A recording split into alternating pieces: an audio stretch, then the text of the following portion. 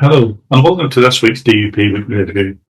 Over the last number of days, representatives have joined with communities across the country to mark 80 years since VE Day, a moment to remember the courage and sacrifice that brought victory in Europe.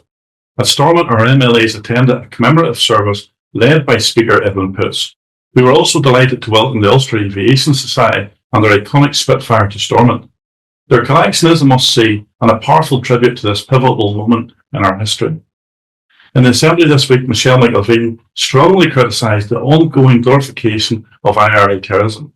After the unveiling of a statue to Bobby Sands was not a freedom fighter. He was a convicted terrorist. Honour paid to him reopens deep wounds for the innocent victims of the IRA, and no one claiming to be a First Minister for all could attend such an event. This is another example of the wider hypocrisy within Sinn Féin, a party quick to condemn expressions of Unionist culture while openly venerating IRA leaders. Sinn Féin's Danny Baker attempted to target Unionist tradition this week by trying and failing to condemn DUP MLAs for their attendance at a peaceful Apprentice Boys parade in Lisburn.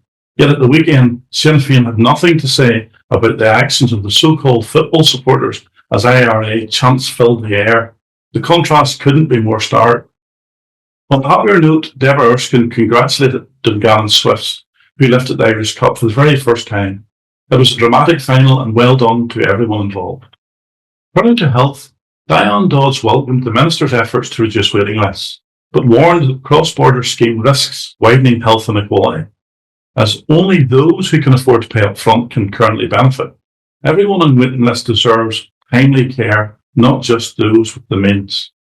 And finally, at Stormont, Tom Buchanan stood up for our farming community, urging the Dairy Minister to help secure proper compensation for farmers affected by the I-5 scheme. He also backed stronger action on animal welfare standards across Northern Ireland.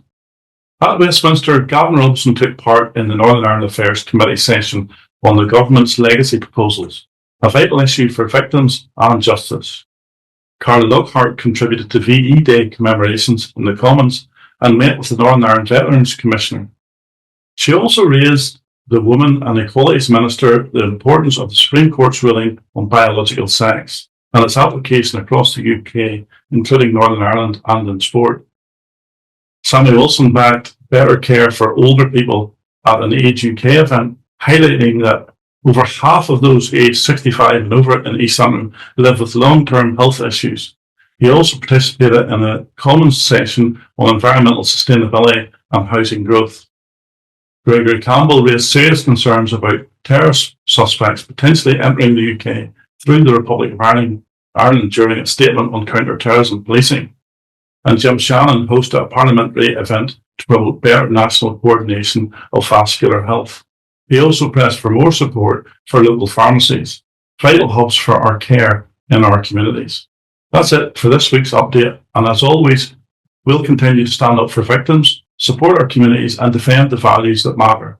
Thanks for watching, and see you next week.